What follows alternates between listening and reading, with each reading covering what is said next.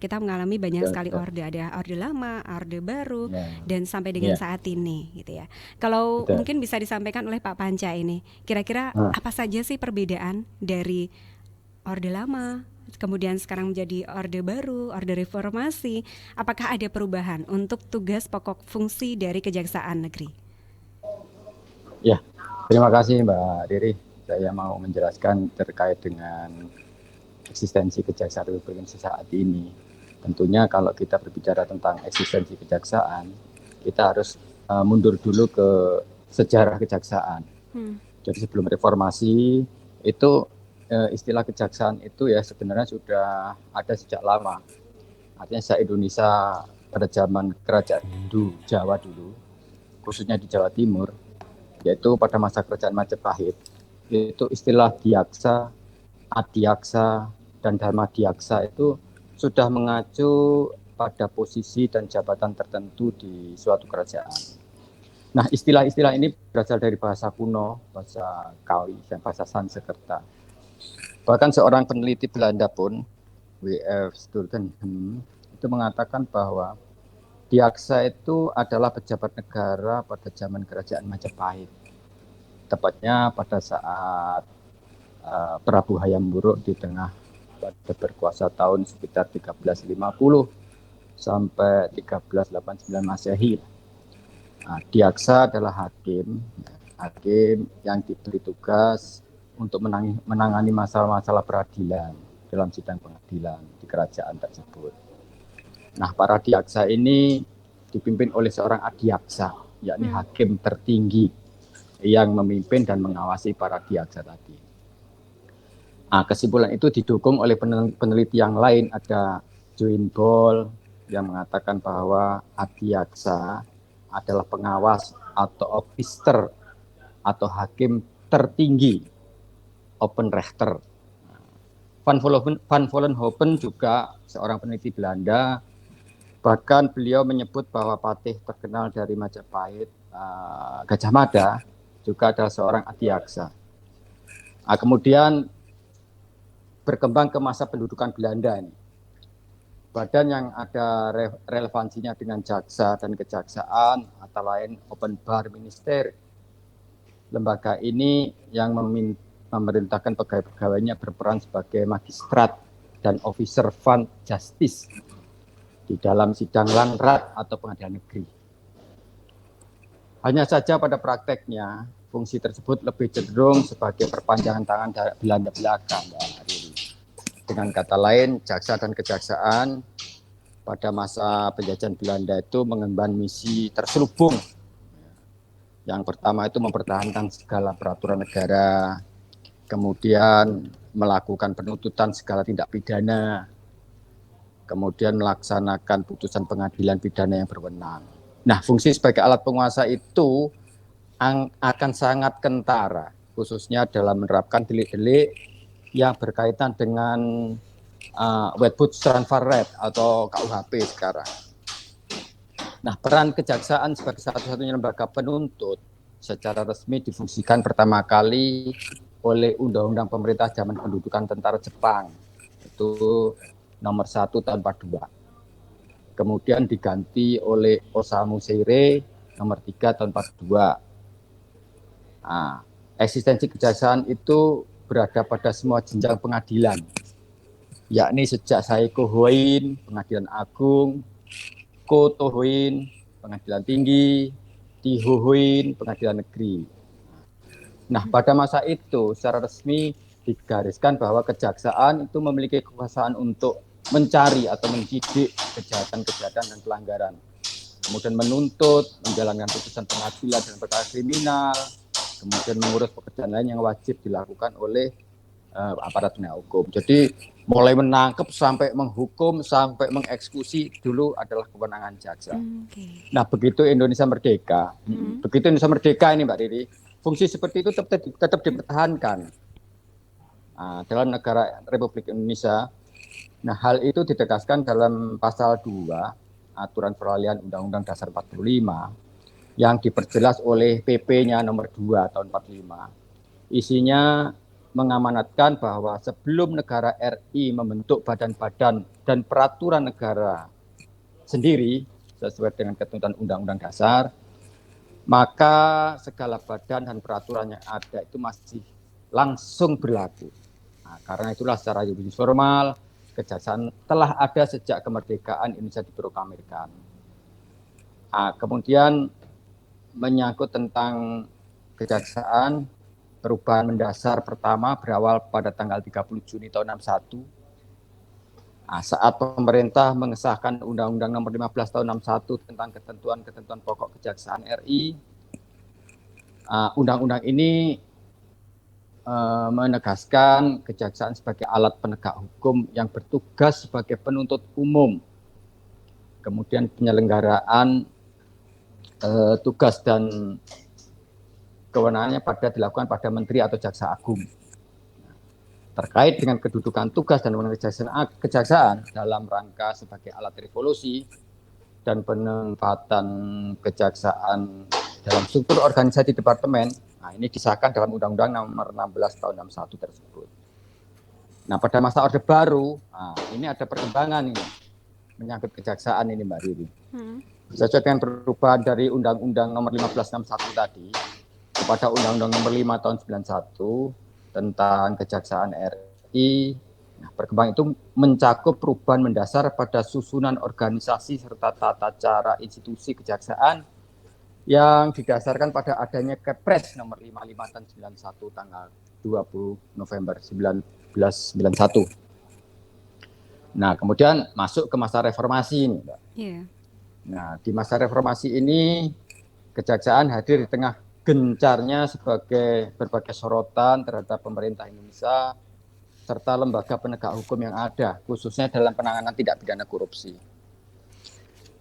Karena itulah memasuki masa reformasi, Undang-Undang tentang Kejaksaan juga mengalami perubahan, yakni dengan diundangkannya Undang-Undang Nomor 16 tahun 2004 untuk menggantikan Undang-Undang Nomor 5 tahun 91 tadi. Nah, kehadiran Undang-Undang ini disambut gembira ini oleh banyak pihak ini, lantaran dianggap sebagai peneguhan eksistensi kejaksaan yang merdeka dan bebas dari pengaruh kekuasaan pemerintah. Jadi lepas dari alat pemerintah. Nah, dalam Undang-Undang Nomor 16 tahun 2004 tentang kejaksaan, pasal 2-nya ayat 1 tegaskan bahwa kejaksaan adalah lembaga pemerintah yang melakukan kekuasaan negara dalam bidang penuntutan serta kewenangan lain berdasarkan undang-undang. Nah, kejaksaan ini sebagai pengendali proses perkara dominis litis, mempunyai kedudukan sentral di dalam penegakan hukum. Karena hanya institusi kejaksaan yang dapat menentukan apakah suatu kasus itu dapat diajukan ke pengadilan atau tidak berdasarkan alat bukti yang sah menurut hukum acara pidana. Nah, di samping sebagai penyandang dominis litis, kejaksaan juga merupakan satu-satunya institusi pelaksana putusan pidana, eksekutif tenar. Karena itulah Undang-Undang Kejaksaan yang baru ini dipandang lebih kuat dalam menetapkan kedudukan dan peran kejaksaan sebagai lembaga negara pemerintah yang melaksanakan kekuasaan negara di bidang penuntutan. Nah, mengacu kepada undang tersebut, maka pelaksanaan kekuasaan negara yang diemban oleh kejaksaan harus dilaksanakan secara merdeka. Nah, ini penting secara merdeka, tidak ada intervensi dari pihak manapun. Itu kira-kira sejarahnya, Mbak Riri. Ini cukup menarik sekali ya Bapak ya, karena kalau kita melihat gitu ya, tugas fungsi kejaksaan RI ini begitu luar biasa sekali, begitu kompleks gitu ya. Dan kalau kita melihat di masa-masa terdahulu begitu apa ya istilahnya ya, terkekang gitu ya, ada banyak intervensi, ada banyak latar belakang intervensi lah ya yang mengikuti seperti itu. Nah Bapak sebagai warga gitu ya, kadang orang awam itu agak sedikit rancu juga terkait tugas pokok fungsi dari kejaksaan ini ya. Kalau kita tahu aparat penegak hukum itu kan ada kejaksaan, kemudian juga ada pihak kepolisian juga, ada pengadilan, kemudian juga ada pengacara. Nah, kadang di sini kita jadi rancu, Bapak. Kejaksaan itu tugasnya menuntut saja, polisi sebagai penyidik. Nah, ini mungkin bisa fokuskan ini untuk Iya, tugas iya kejaksaan begini itu Mbak Riri. seperti apa? Memang betul apa yang disampaikan Mbak Riri. Hmm. Terkadang jangankan orang yang awam, orang yang mempunyai pendidikan tinggi aja melihat kami itu menganggap bahwa kantor kami itu ada di pengadilan sana. Iya betul, Nah, kadang itu. rancu gitu. Terus orang-orang juga tahu, loh ini ada perkara korupsi kok kejaksaan nangani, polisi Hmm. nangani, KPK Hmm. nangani.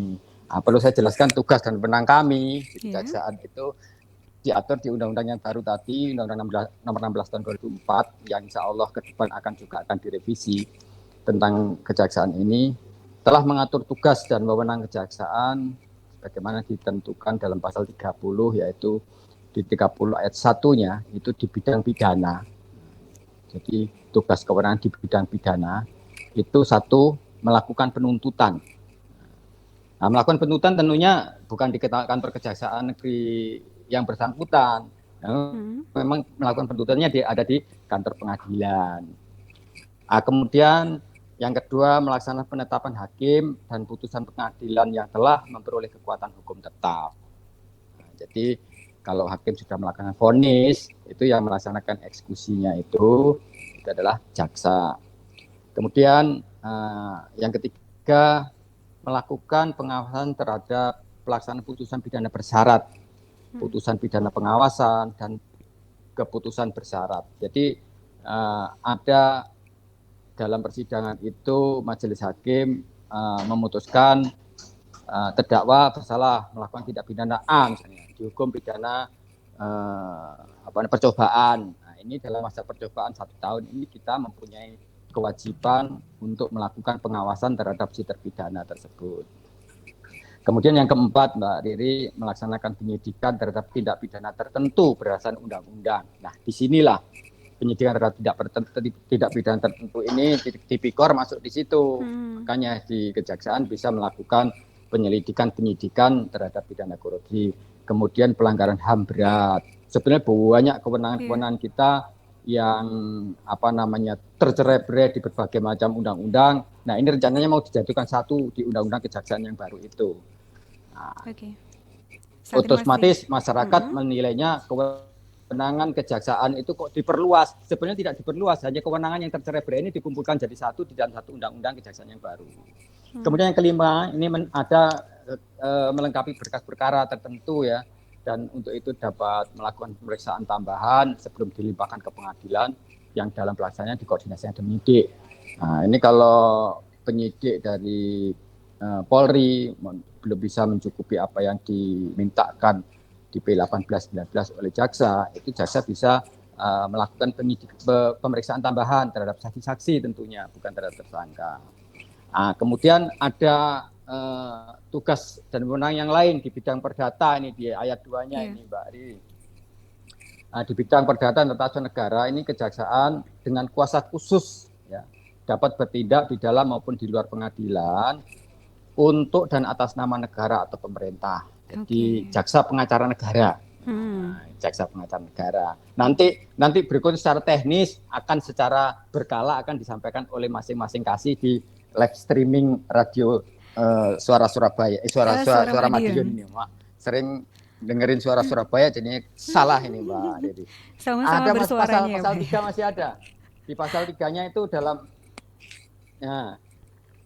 bidang ketertiban dan keterangan umum, nah, itu kami turut menyelenggarakan kegiatan peningkatan kesadaran hukum masyarakat ini, Mbak Dedi. Jadi dengan kegiatan penerangan hukum seperti kegiatan saat ini adalah merupakan tugas kami di bidang peningkatan kesadaran hukum masyarakat. Nah, kemudian ada pengamanan kebijakan penegakan hukum. Kemudian yang ketiga ada lagi pengamanan peredaran barang cetakan, barcet. Kemudian juga melakukan pengawasan aliran kepercayaan dan aliran keagamaan ini. Nah, pakem itu. Kemudian juga ada pencegahan penyalahgunaan dan atau penodaan agama. Selanjutnya juga penelitian dan pengembangan hukum statistik kriminal. Itu secara terperinci di dalam Undang-Undang nomor 16 tahun 2004 di pasal 30-nya, Mbak Riri. Oke, baik. Nah, itu tadi mungkin terkait Nggih. tugas pokok fungsinya ya. Jadi ini ada beberapa pakem yang memang ini hanya dimiliki oleh kejaksaan, tidak dimiliki oleh aparat penegak hukum yang lain, baik itu kepolisian maupun pengadilan seperti itu. Nah, kalau mungkin bisa dijelaskan sebenarnya tatanan organisasi di kejaksaan sendiri itu seperti apa sih, Pak? Gimana gimana? Putus-putus ya? Oke, baik. Untuk tatanan organisasi, mulai dari Jaksa Ah, iya ya. Agung, kemudian seperti Baik, itu. iya. Iya, dan bidang-bidangnya apa saja di Memang Kejaksaan Negeri? gini, Hmm, kejaksaan itu ada strukturnya, ada struktur organisasinya ya. ya. Kejaksaan Republik Indonesia itu eh, bahwa kejaksaan itu adalah suatu lembaga yang independen, artinya berdiri sendiri, dipimpin oleh Hmm, Jaksa Agung. Jaksa Agung, oke. Ah, Jaksa Agung RI yang sekarang dijabat oleh Pak Burhanuddin. Kemudian Jaksa Agung dibantu oleh salah seorang wakil Jaksa Agung. Nah, kemudian wakil Jaksa Agung ini di situ ada staf ahli dan tenaga ahlinya. Tenaga ahlinya. Kemudian Jaksa Agung ini juga dibantu oleh asisten Jaksa Agung. Kemudian juga di samping asisten Jaksa Agung, ini ada Jaksa Agung Muda, Jaksa Agung Muda. Di sana ada 6 Jaksa Agung Muda, ya, Jaksa Agung Muda Pembinaan, Hmm, itu yang menangani terkait dengan kepegawaian, kesejahteraan dan lain sebagainya. Kemudian ada Jaksa Agung Muda Intelijen, kemudian ada Jaksa Agung Muda Tindak Pidana Umum, kemudian ada Jaksa Agung Muda Tindak Pidana Khusus, yang di Gedung Bulat sana terkenalnya kantornya. Kemudian ada Jaksa Agung Muda Perdata dan Tata Usaha Negara, kemudian Jaksa Agung Muda Pengawasan. Ditambah satu lagi di tatanan eselon 1 itu Kepala Badan Pendidikan dan Pelatihan.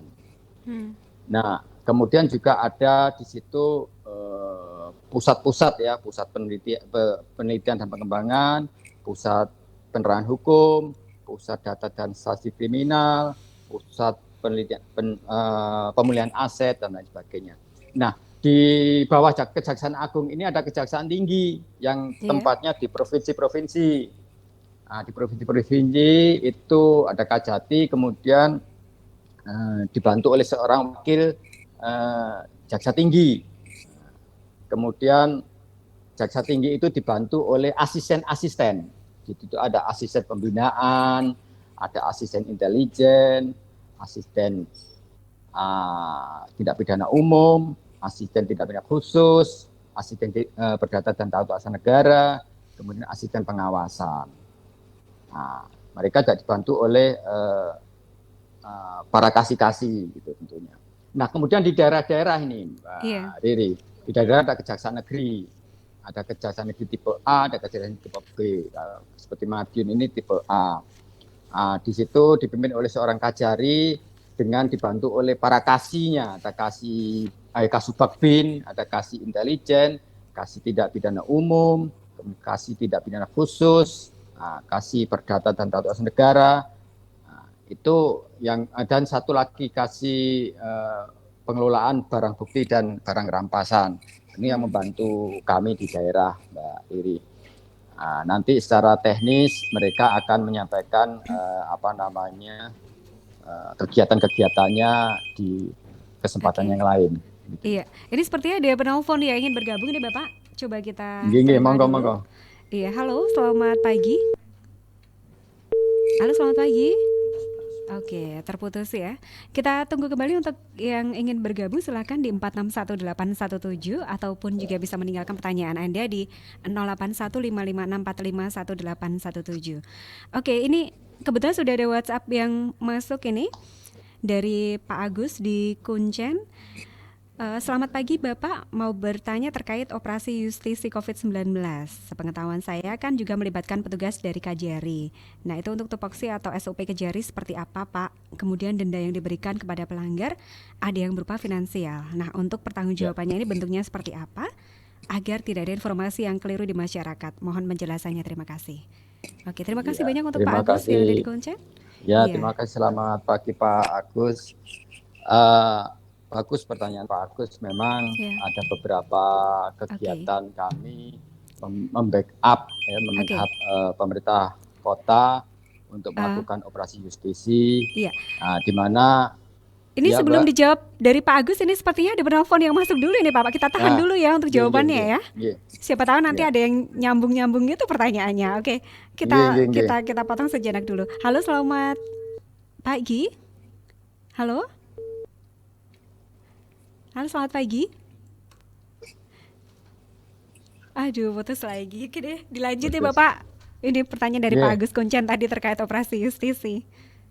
Iya, beberapa kegiatan Mm-mm. melakukan operasi justisi di mana itu kan merupakan pelanggaran dari apa namanya Perda ya, Perda Wali Kota, sehingga eh, pihak Satpol PP selaku pengaman Perda dibantu di backup oleh rekan-rekan kepolisian itu melakukan operasi, kemudian langsung pada saat itu dilakukan sidang di tempat, di Hmm, mana di situ ada hakimnya ya, yang menyidangkan perkara, kemudian yang melakukan tuntutan itu adalah dari pihak Satpol PP dan pihak kepolisian. Nah, kami di sana dilibatkan sebagai eksekutornya, hmm, di mana kita lihat apakah hukuman yang dijatuhkan oleh hakim sidang di tempat itu berupa denda atau hukuman sosial. Kalau denda tentunya uangnya diserahkan kepada eksekutor kepada oke, untuk disetor ke kas daerah. ke kas daerah Jadi baik. bukan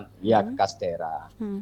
Begitu, Mbak Dewi. Iya, begitu ya Pak Agus Kuncen. Jadi untuk pertanggungjawabannya, semua keuangan ataupun finansial yang masuk pada saat operasi justisi ini akan masuk ke kas daerah seperti itu. Oke, mudah-mudahan ini bisa mewakili rasa penasarannya ya. Ya mungkin juga warga memang banyak yang bertanya Bapak mungkin terkait hal Iya. ini. Oke, untuk selanjutnya ini dari Johan di Kelurahan Josenan. Selamat pagi Pak. Semoga semua diberi kesehatan. Amin. Bapak, saya mau bertanya, saya pernah ketilang polisi karena tidak membawa surat menyurat. Waktu jadwal sidang bertepatan saya nggak bisa hadir. Nah, waktu mau ambil ke kantor polisi kok malah disuruh ambil ke kejaksaan. Kok bisa ya? Ini Nah, gimana nih maksudnya nih? iya. Jadi disuruh Baik, ambilnya di Pak kejaksaan. Johan, terima Iya. kasih. Memang Hmm. ada telepon, mungkin Oke, kita pertanyaan telepon sama dulu coba kita. ya. Lagi kita terima. Mudah-mudahan yang kali ini bisa nyambung ini. Halo, selamat pagi.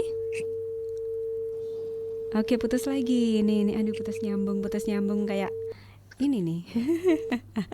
Oke, mau lanjut? Iya, jadi betul Pak Johan. Jadi begini, untuk perkara pelanggaran tilang, itu memang yang melakukan penilangan adalah petugas lantas kepolisian ya. Kemudian Anda ditilang. Nah, kemudian surat tilang ini dikirim ke pengadilan untuk ditentukan Hmm. dendanya. Nah, yang menentukan denda besar kecilnya denda itu adalah hakim. Nah, Oke. sedangkan kejaksaan adalah yang mengeksekusi, sehingga Anda nanti bayarnya, nah sekarang sistem baru bisa melalui online atau langsung bayar ke kejaksaan, juga bisa bayar ke kantor Hmm. pos. Nah, nanti barang bukti berupa tilangnya itu tilang STNK atau SIM-nya itu ngambilnya di Di kejaksaan, bukan di kejaksaan. kepolisian, ya. Hmm. Dan uangnya masuk ke kas negara, bukan ke kasnya jaksa, tapi ke kas negara. Iya, ini perlu Begitu Pak digarisbawahi Johan. ya, Oke. Pak Johan ya. Jadi itu memang sudah benar gitu langkahnya seperti itu ya untuk mengambil di Ya. kejaksaan. Oke, kembali ini ada Bapak Iqbal. Assalamualaikum, Bapak mau bertanya, kalau penjelasan terkait jaksa pengacara negara itu seperti apa? Terima kasih. Nah, ini sudah ada pertanyaan tentang Ah, jaksa pengacara negara ini, Pak. Ini sebenarnya ya. penjelasannya seperti apa Jadi ini? jadi jasa pengacara negara sebenarnya tidak perlu saya sampaikan dulu di sini. Iya, Nanti Anda biar nanti Anda selalu mengikuti kegiatan rutin dari gitu Pak jaksa Iqbal. menyapa kota ini. Nanti nanti nanti Kasih Datun akan menjelaskan secara detail apa sih jasa pengacara negara itu. Tapi secara garis besar bahwa memang di dalam apa namanya undang-undang kita ada di sana disebutkan bahwa jaksa pengacara negara itu bisa Mm-mm. mewakili pemerintah, ya, pemerintah, BUMN, BUMD dalam terkait dengan perkara perdata saja, Iya, perdata dan tata usaha negara tentunya. Itu nanti secara detail akan disampaikan oleh Kasih Datun biar oke. Bapak juga setia menjadi pemirsa dan pendengar radio Suara Madiun.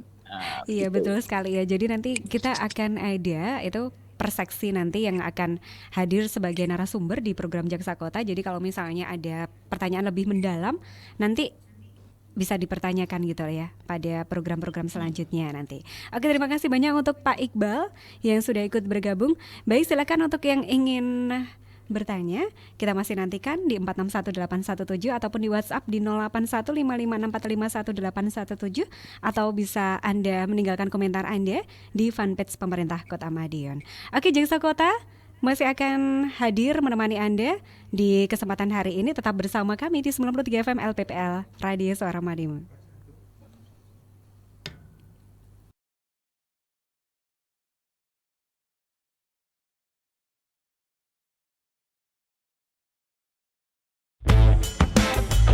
Selama pandemi COVID-19 ini, banyak sektor yang terpuruk. Salah satunya adalah sektor perekonomian. Dalam upaya penanganan penyebaran virus COVID-19 di Indonesia, pemerintah pusat mengalokasikan anggaran setidaknya sebesar 405,1 triliun. Alokasi anggaran tersebut digunakan sepenuhnya untuk kepentingan masyarakat, misalnya untuk penyaluran bantuan sosial atau jaringan pengamanan sosial. Sungguh jumlah yang menggiurkan. Penyaluran bansos adalah hal yang rentan berpotensi korupsi dan maladministrasi jika pelaksananya tidak diawasi. Oleh karena itu, Pemda dalam hal ini pada bagian pelaksana teknis pelayanan publik harus mengedepankan transparansi dan akuntabilitas dalam pemberian bantuan sosial dalam bentuk menjamin keterbukaan akses terhadap data penerima bantuan sosial. Masyarakat juga harus proaktif mengawasi penyaluran bantuan sosial atau bansos bagi mereka yang terkena dampak COVID-19. Jika melihat adanya indikasi pungli, awasi dan laporkan segera. Maraknya pungli yang terjadi saat ini sangat membuat masyarakat resah. Banyak istilah yang sering dipergunakan masyarakat dalam mengartikan pungli tersebut, seperti uang sogokan, uang pelicin, salam tempel, uang jasa, dan sebagainya. Setiap orang dapat melakukan tindakan tercela tersebut, tak terkecuali pejabat negara maupun swasta. Upaya pencegahan praktik pungli dapat dilakukan dengan mengawasi pelayanan publik agar potensi penyimpangan yang terjadi dapat diminimalisir. Yang terpenting adalah semua instansi pelayanan publik harus menerapkan standar pelayanan publik agar masyarakat yang membutuhkan pelayanan memiliki kepastian, baik prosedur, persyaratan, biaya, maupun kepastian waktu penyelesaian pelayanan. Jika terdapat pelayan yang tidak memadai sampai pelanggaran kode etik, masyarakat dapat melapor dengan membuka website saberpungli.id, lalu klik lapor dan ikuti prosedurnya. Mari bersama cegah dan laporkan pungli. Ada beberapa faktor yang menyebabkan pelaksana layanan publik melakukan tindakan pungli. Pertama, karena ketidakjelasan prosedur layanan. Kedua, adanya penyalahgunaan wewenang. Ketiga, keterbatasan informasi layanan yang diberikan sehingga tidak dapat diakses oleh pengguna layanan. Keempat, kurangnya integritas pelaksana layanan. Kelima, kurangnya pengawasan dari atasan dan pengawas internal. Dan keenam, adanya kebiasaan dari pelaksana dan pengguna layanan. Oleh karena faktor itu, pelaksana layanan publik selalu memaklumi pungli. Eits, hati-hati, masyarakat kini sudah cerdas dan saber pungli siap beraksi. Ada hukuman berat yang menanti jika pungli terjadi. So, jangan sekali-kali lakukan pungli.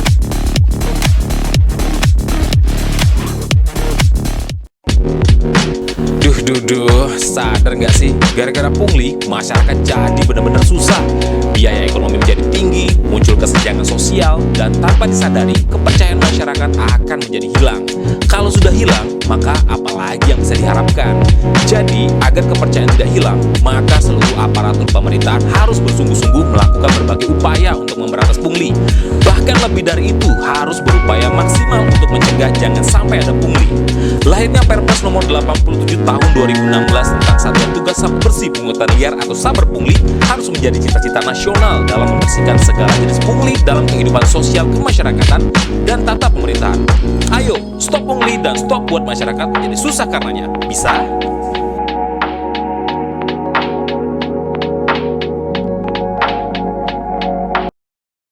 Satuan Tugas Sabu Bersih Pungutan Liar atau Satgas Saber Pungli adalah unit pemberantasan pungutan liar.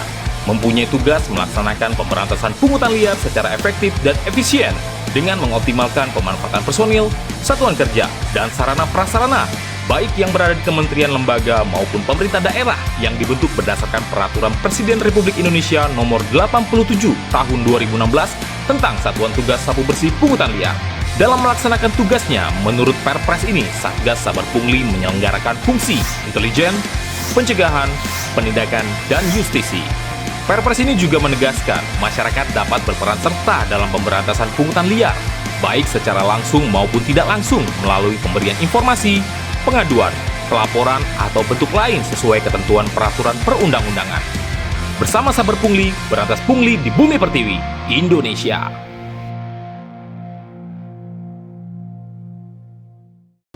Praktik-praktik pungutan liar atau pungli hingga kini masih marak terjadi dan bahkan seolah-olah sudah menjadi budaya. Karenanya, upaya pemberantasan praktik pungli melalui Satuan Tugas Sapu Bersih Pungutan Liar perlu disebarluaskan ke berbagai kalangan. Dan upaya pencegahan pemberantasan pungli tentu saja membutuhkan bantuan dan koordinasi dari berbagai pihak, terutama sektor pelayanan publik dan masyarakat yang sering menjadi korban dari praktek pungli. Di sektor pencegahan, UPP Saber Pungli sudah melakukan sosialisasi dan penyuluhan agar praktek-praktek pungli bisa diminimalisir. Selain keterlibatan masyarakat, pencegahan pungli juga harus dilakukan dengan penguatan sistem anti pungli, yaitu dengan mulai hijrah kepada layanan-layanan publik online yang meminimalkan pertemuan tatap muka antara petugas dengan masyarakat, atau dengan menempelkan SOP pelayanan publik agar masyarakat bisa mengetahui skema pelayanan dengan benar. Pengembangan sistem tersebut akan menutup celah-celah potensi terjadinya praktek pungli. Mari bersama bergandengan tangan untuk mencegah praktek pungli.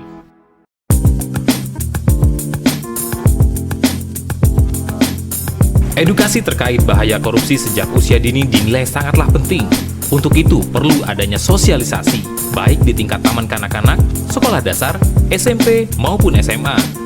Dengan dijadikannya korupsi sebagai kejahatan luar biasa oleh pemerintah, maka sebagai bentuk tindakan pencegahan dipandang perlu memberikan pendidikan tentang bahaya korupsi tersebut sejak usia dini. Pemberantasan pungli di sekolah dapat dilakukan dengan dua cara, yakni pencegahan dan penindakan.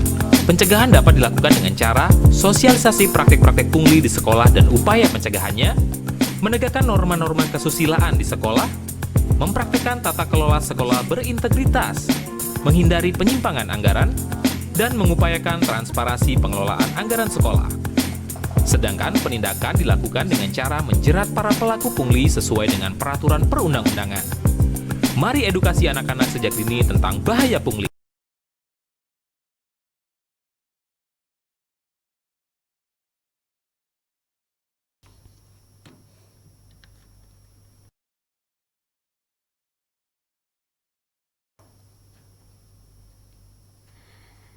Baik, sahabat Suara Madiun, kembali di 93 FM LPPL Radio Suara Madiun. Dan Reda ucapkan juga selamat siang untuk Anda yang saat ini sedang konsen dan bergabung di fanpage pemerintah Kota Madiun. Kita masih dalam program Jaksa Kota, bergerak berkarya bersama. Tayangan perdana untuk kesempatan kali ini bersama Bapak Kajari Kota Madiun, Bapak Bambang Pancawahyudi. Baik, kita kembali ke Pak Panca ini, Pak Panca. Ya. Ketika ganti era kepemimpinan seperti itu, ganti presiden, ganti pimpinan seperti itu, pastinya ada program-program baru yang selalu dibentuk oleh Satgas dari Kejaksaan Negeri sendiri. Nah, mungkin pada kesempatan kali ini apalagi di tengah pandemi seperti ini, Bapak, apakah ada Satgas-Satgas khusus ini di Kejaksaan Kota Madiun? Iya, Mbak Riri, terima kasih. Jadi memang pada saat Rakernas kemarin, Rakernas tahun 2020, itu ada Pak Jokowi, Pak Presiden kita dalam sambutannya itu menyatakan bahwa kejaksaan itu adalah wajah penegakan hukum di Indonesia di mata masyarakat dan internasional. Nah, setiap tingkah laku dan sepak terjang setiap personel di kejaksaan dalam penegakan hukum itu akan menjadi tolok ukur wajah negara dalam mewujudkan supremasi hukum di mata dunia. Ini suatu beban yang sangat berat kepercayaan yang disampaikan Presiden kita kepada kami ini. Oleh karena itu kemudian Pak Jaksa Agung menyampaikan ada 7 program kerja prioritas ya Kejaksaan RI untuk tahun 2021 ini. Yang pertama itu terkait dengan pendampingan dan pengamanan pemulihan ekonomi nasional atau PEN dalam rangka percepatan pembangunan nasional. Kemudian yang kedua pengawasan dan penegakan disiplin untuk mewujudkan kejaksaan yang bersih dan profesional. Yang ketiga pembentukan kapasitas sumber daya manusia atau SDM melalui pembangunan manajemen karir yang jelas, struktur dan transparan, serta penyelenggaraan pendidikan dan pelatihan yang tematik. Kemudian keempat, digitalisasi kejaksaan untuk sistem kerja yang efisien, transparan, akuntabel, dan berbasis teknologi informasi. Yang kelima, penegakan hukum yang berkeadilan serta memberikan kemanfaatan khususnya dalam upaya memulihkan korban kejahatan dan memperbaiki pelaku. Yang keenam, penanganan perkara tindak pidana korupsi yang berkualitas dan berorientasi pada penyelamatan keuangan negara. Jadi bukan hanya kita memenjarakan orang, menjarakan orang tanpa ada pengembalian kerugian negara, malah rugi kita. Karena penanganan perkara itu ada biayanya, jadi harus berkualitas yang besar. Dan yang ketujuh, penyelesaian perkara dugaan pelanggaran HAM yang berat secara tuntas, bermartabat, dapat diterima oleh berbagai pihak dan sesuai dengan ketentuan yang berlaku. Nah, ini 7 program. Kemudian ada terobosan baru ini yang terakhir ini untuk pencegahan supaya oknum-oknum kita, aparat-aparat penegak hukum khususnya kejaksaan ini tidak berbuat yang neko-neko. Itu Kejaksaan Agung untuk Satgas 53 ini. Satgas 53 ini Satgas yang menurut saya sangat mulia pekerjaannya, yaitu tujuannya menguatkan terhadap pengawasan dan penegakan disiplin internal dalam tubuh kejaksaan. Kemudian sebagai akselerator dan terobosan penegakan disiplin sehingga mampu mewujudkan kejaksaan yang bersih dan meningkatkan kepercayaan publik terhadap instansi kejaksaan. Nah, ini anggota Satgas 53 ini berkolaborasi dan bersinergitas gabungan antara bidang Jaksa Agung Muda Intelijen dan Jaksa Agung Muda Pengawasan serta Pusat Penerangan Hukum. Nah, ini ada hotline-nya ini yang masyarakat perlu mencatat dan gitu bisa melaporkan ke nomor ini bila melihat pegawai di kejaksaan itu melakukan perbuatan tercela. Jadi ada WhatsApp-nya di 0821 1771 5353. Saya ulang, 0821 1771 5353. Ada lagi satu 0812 224 453.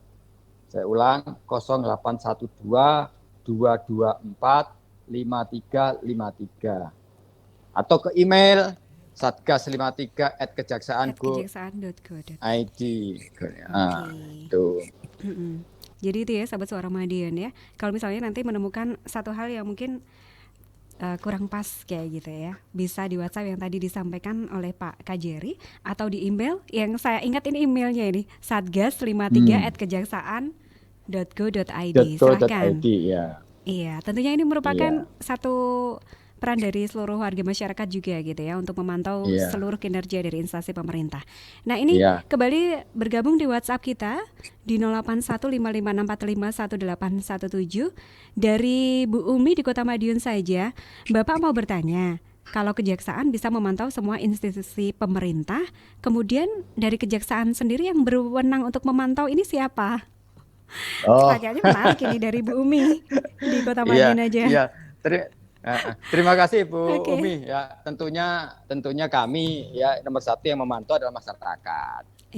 Masyarakat. Kemudian kami di instansi kami itu ada asisten pengawasan yang mengawasi setiap kegiatan-kegiatan kita. Jadi kalau kita melakukan penyimpangan dalam hal kegiatan maupun di luar kegiatan, itu asisten pengawasan selalu memantau. Dan Satgas 53 ini yang bentukan gabungan antara Jam Intel, Jamwas dan Kapuspen itu. Nah, ini memang terkadang pegawai ini juga masih suka-suka juga tidak mengikuti doktrinnya. Karena di kami itu ada doktrin, untuk kejaksaan itu punya doktrin. Kalau di TNI itu mungkin janji Sabta Marga ya. Nah, kalau di tempat kita ada doktrin kejaksaan itu namanya Satya Adi Wicaksana. Nah, satyanya itu kesetiaan yang bersumber pada rasa jujur, ya, baik terhadap Tuhan Yang Maha Esa, terhadap diri pribadi dan keluarga, maupun kepada sesama manusia. Nah, jadi di sini rasa jujur itu ditekankan. Nah, kemudian adinya itu kesempurnaan dalam bertugas dan berunsur utama rasa tanggung jawab terhadap Tuhan Yang Maha Esa, keluarga, dan sesama manusia. Kemudian bijaksana dalam tutur kata dan tingkah laku, khususnya dalam pengeterapan kekuasaan dan kewenangannya. Jadi sudah ada pakemnya kita dalam bekerja. Kalau ini tiap Senin dan Jumat pasti dibacakan. Pasti dibacakan pada saat apel ya Bapak? Pasti tiap apel dibacakan ini. Jadi kalau yang nggak hafal ya begitu ditunjuk sebagai petugas nggak hafal ya push up dulu gitu. Gitu. Oke, ini karena kita memang harus mengetahui apa yang menjadi batasan kita gitu ya. Ada doktrin yang mungkin mengikat kita dimanapun kita bertugas, dimanapun kita melaksanakan segala tanggung jawab, kita ada satu janji yang mengikat kita. Jadi insya Allah ini untuk bumi ya. Jadi memang pengawasan yang paling nomor satu itu ada di masyarakat. Silakan kalau mungkin Bu Umi menemukan ada satu hal yang kurang pas gitu ya, ada suatu hal yang janggal dirasa, bisa langsung kirim email tadi di satgas53@kejaksaan.go.id. Iya, Pak Panca, ini tadi menarik ya ketika kita berbicara tentang 7 program kerja prioritas Kejaksaan RI, tadi disampaikan ada digitalisasi kejaksaan. Nah, ini kayak gimana nih Bapak? Ya, untuk jadi gini, penerapan ataupun penjelasannya. Pimpinan itu mengharapkan kepada kita supaya semua kegiatan itu melalui IT, ya, dituntut untuk menggunakan IT. Sehingga konvensional sudah nggak ada lagi seperti surat masuk di register di buku register, itu sudah nggak ada. Nanti ada CPD namanya, di surat masuk itu di CPD, kemudian disposisinya juga digital. Suratnya nanti juga di-scan. Nah, seperti itulah. Kemudian membayar tilang pun sekarang nanti tidak konvensional, kita datang ke bank atau datang ke kejaksaan, cukup pakai nanti ada aplikasi atau e-billing, sehingga setiap kali pelanggar itu mesti dikasih nomor e-billing, di situ bayar langsung pakai HP, sehingga terkoneksi dengan data di kejaksaan. Oh, ternyata si A yang melanggar tilang itu sudah bayar sekian, berarti tinggal ngambil barang buktinya sudah disiapkan. Begitu pelanggar tilang yang datang, sudah dalam waktu 1 atau 2 menit sudah bisa menerima tilang, bukti tilangnya itu. Jadi semua nanti tidak ada yang kita nulis register lagi, sudah nggak ada, semua digital. Itu memang dituntut. Seperti kasus kejadian kemarin, ada musibah di Kejaksaan Agung, di mana sewaktu itu saya juga masih di sana, dossier kepegawaian itu terbakar semua itu. Artinya data-data saya sejak capek ya sampai sekarang itu terbakar semua. Untungnya kami juga punya arsipnya sehingga kita gandakan lagi, dikirim. Sekarang sudah digital lagi, dossier itu ada. Jadi mulai dari akte kelahiran sampai SK terakhir ini terdata di di database yang ada di Kejaksaan Agung. Oke, baik. Ya, jadi warga juga tidak perlu khawatir ya, karena saat ini semuanya sudah digital, dalam bentuk digital. Jadi semua gitu ya yang ada ataupun masuk melalui kejaksaan ini semuanya sudah tersedia. Bahkan ini Mbak Riri, sekarang sidangnya pun juga pakai Vicon kan, sidangnya juga pakai Vicon. Sebetulnya kalau tidak pandemi di masa COVID, pandemi ini ya Pak ya? Iya. Tidak pandemi COVID, kita juga sudah mempersiapkan bagaimana caranya nanti sidang itu tidak perlu terdakwanya datang ke pengadilan, cukup seperti ini. Ternyata pandemi itu inovasi itu akhirnya juga terpakai. Terpakai gitu ya, dan sangat bermanfaat sekali. Iya, tapi hukumannya nggak secara virtual juga kan Pak ya? Itu yang nggak bisa. Itu yang nggak bisa ya Pak ya. Sidangnya virtual, nanti hukumannya virtual. Hukumannya virtual. Besoknya virtual juga itu Mbak Riri. Oke, baik, menarik sekali ini ya. Dan tidak terasa ini sudah hampir jam 10 pagi nih Bapak. Jadi tentunya dari Pak Panca sendiri juga banyak agenda yang akan dilaksanakan di kesempatan hari ini. Dan sebenarnya masih banyak sekali yang ingin saya tanyakan di sini. Ada pokoknya banyak lah. Nanti insya Allah di lain kesempatan kita bisa berjumpa kembali ya Bapak ya, untuk mengetahui lebih lanjut terkait kejaksaan, biar kesan seremnya nggak ada, humanis kita. Iya, jaksa sahabat masyarakat, jaksa sahabat lurah, jaksa sahabat guru, jaksa sahabat semuanya lah. Oke, biar kita lebih mengenal, karena tak kenal maka tak sayang, katanya seperti itu. Baik, terima kasih banyak Pak Panca untuk Siap, Pak Den. kehadirannya di kesempatan hari ini. Insya Allah akan sangat bermanfaat sekali untuk semuanya pendengar yang ada di rumah. Dan selamat kembali bertugas. Mudah-mudahan selalu bisa bersinergi dengan pemerintah Kota Madiun ya untuk memberikan pelayanan yang terbaik kepada seluruh warga masyarakat. Oke, terima kasih Bapak. Oke. Baik, Oke, sahabat terima Suara kasih. Madiun. Oke, baik sahabat Suara Madiun, demikian tadi kebersamaan kita dalam program Jaksa Kota untuk edisi perdana di kesempatan hari ini di hari Selasa 23 Februari 2021 bersama Bapak Kajari Kota Madiun. Terima kasih untuk kebersamaan Anda dan jangan lupa nantikan selepas ini nanti akan hadir program Wali Kota Menyapa bersama Bapak Wali Kota Madiun yang akan menemani kita semuanya. Jadi tetap setia terus di 93 FM LPPL Radio Suara Madiun. Saya Rere pamit, selamat siang, selamat beraktivitas. Sampai jumpa dan wassalamualaikum warahmatullahi wabarakatuh.